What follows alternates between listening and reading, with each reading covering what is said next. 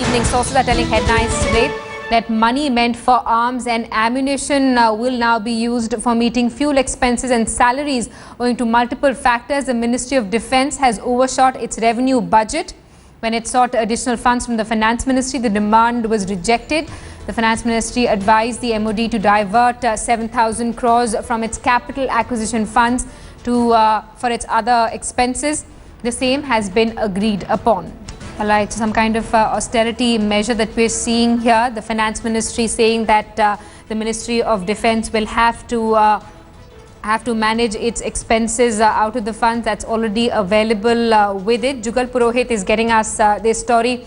Jugal, why is it that the Ministry of Defence overshot its budget? There are multiple factors. One must take into account the fact that this year specifically we've seen that the exchange rate of the rupee to the dollar has really worsened. We had this crisis a few months ago, and what has essentially taken place after that is that since India is among the biggest, or rather it is the biggest arms importer in the world, whatever payments we are making are all being made in dollar currency terms, and on account of that, much more than what was existing and what was allocated was being spent. Not just that, the same scenario and the yardstick apply even as far as fuel is concerned, since fuel is another item that we import on a large scale, and on both these items, since the rupee had weakened, we had to shell out much more than what was anticipated, and as such, the defence budget, which was approved by the Parliament in the year 2013, had seen a very marginal hike as far as capital acquisition is concerned,